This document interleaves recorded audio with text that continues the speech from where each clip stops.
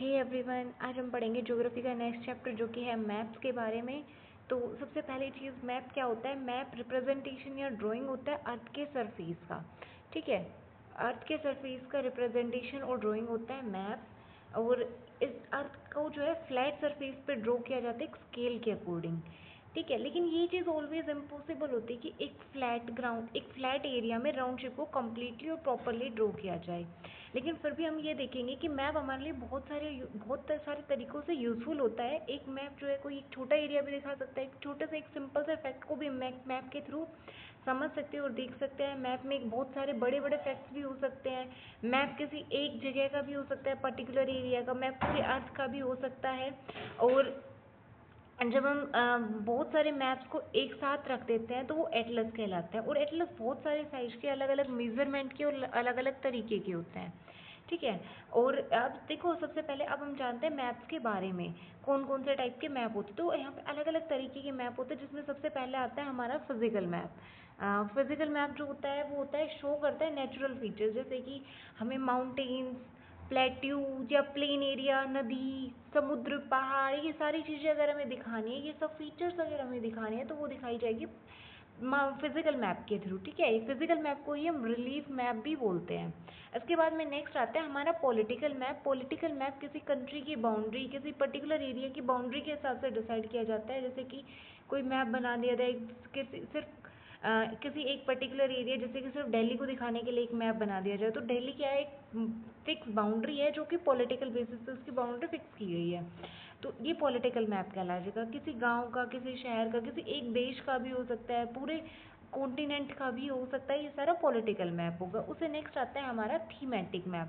अच्छा, thematic map के अंदर क्या होता है, स्पेशल थीम्स डिसाइडेड होती है। जैसे कि हमें सिर्फ रोड के बारे में डिस्कस करना है, या फिर सिर्फ मंदिर, सिर्फ बारिश का मैप दिखाना है, कोई स्पेशल हमने थीम डिसाइड किया। जैसे कि हम ये कहें कि हमें जितनी भी इंडस्ट्रीज़ हैं इंडिया में, मेजर इंडस्ट्रीज, उन सब की लोकेशन को दिखाना है, तो वो हमारा क्या कहलाएगा, थीमेटिक मैप।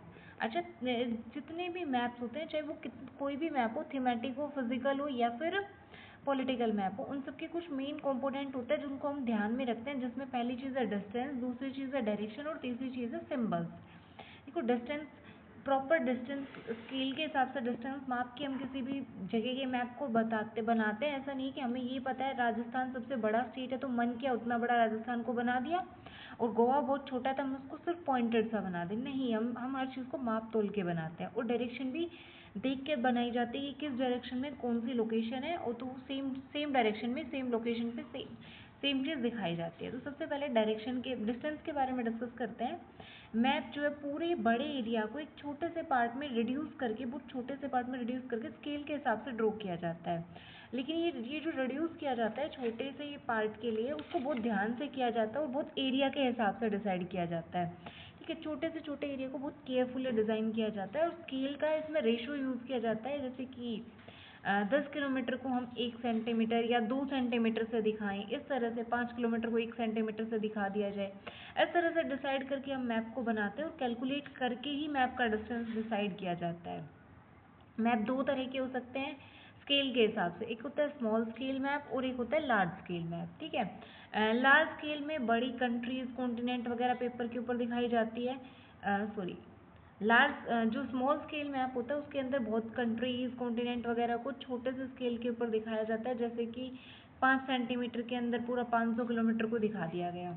ठीक है, तो वो होता है स्मॉल स्केल मैप। और जो कि लार्ज स्केल मैप होता है कि एक छोटे से एरिया, जैसे आपका गांव या शहर है, उसको ही पेपर पे दिखाया गया है, तो उसके लिए हम लार्ज स्केल मैप का यूज़ करते हैं। जैसे कि 1 सेंटीमीटर 1 किलोमीटर के बराबर रख दिया जाए, इस तरह से वो लार्ज स्केल मैप कहलाता है। ये था डिस्टेंस के बारे में। अब नेक्स्ट आता है हमारा डायरेक्शन।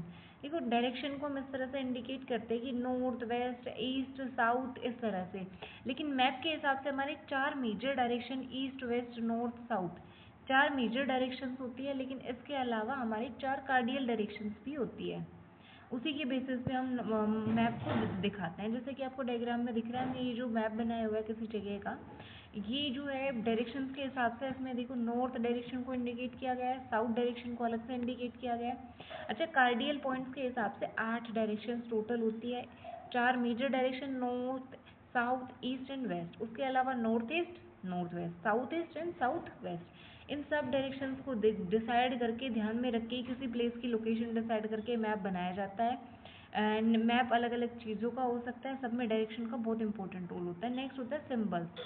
कुछ ऐसी भी चीज़ें हैं जो हम सिंबल्स के तौर पे मैप के अंदर यूज़ करते हैं, जैसे कि हमने रेलवे लाइन को कैसे दिखाना है, दर्शाना है मैप में, बिल्डिंग को कैसे दिखाना है, रोड को कैसे दिखाना है। जैसे हमें चर्च दिखानी है तो हम एक सिंपल सा प्लस का साइन शो कर सकते हैं। तो इन सब चीज़ों को यूज़ करके, इस तरह से सिंबल वगैरह को यूज़ करके किसी भी जगह को इंडिकेट करना बहुत ईजी हो जाता है। और ये कन्वेंशनल सिंबल्स होते हैं, जैसे कि अब कुछ सिंबल्स यहाँ पर दिखाए गए हैं।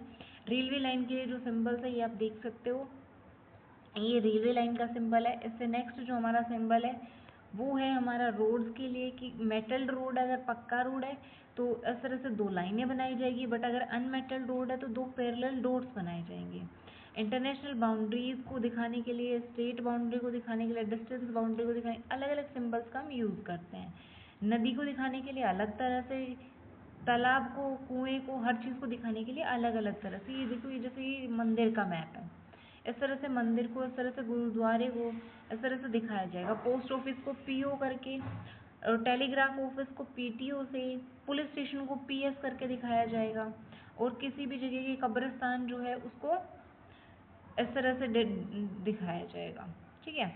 और लोग अगर रहते हैं तो ये रेड साइंस, पेड़ पौधे हैं तो ग्रीन, जंगल है तो उस हिसाब के पेड़ पौधे का डिज़ाइन बनाया जाएगा, और अगर घास है तो उस तरह का डिज़ाइन बनाया जाएगा। इस तरह से अलग अलग टाइप के मैप में हम इस तरह से सिंबल्स का यूज़ करते हैं। इसके अलावा स्केच है। स्केच क्या होता है? ड्राइंग्स होती है जो बेस होती है मेमोरी ऑब्जर्वेशन के ऊपर, समटाइम्स बहुत रफ होते हैं। और इसके बाद में हमारा चीज़ आ जाती है प्लान। प्लान में क्या होता है? स्मॉल एरिया को लार्ज स्केल में दिखाना है तो प्लान की ज़रूरत पड़ती है। लार्ज स्केल मैप बहुत सारी इन्फॉर्मेशन देता है, लेकिन बहुत सारी चीज़ें ये वो भी होती है जो कि हम जानना चाहते हैं, जैसे कि लेंथ है, रूम की ब्रेड्थ है, वो चीज़ें मैप पे नहीं दिखाई जा सकती है, इसीलिए इसको हम प्लान के अंदर रखते हैं। तो आज के टॉपिक में इतना ही था मैप के बारे में। That's it for the two days topic. Thank you for watching the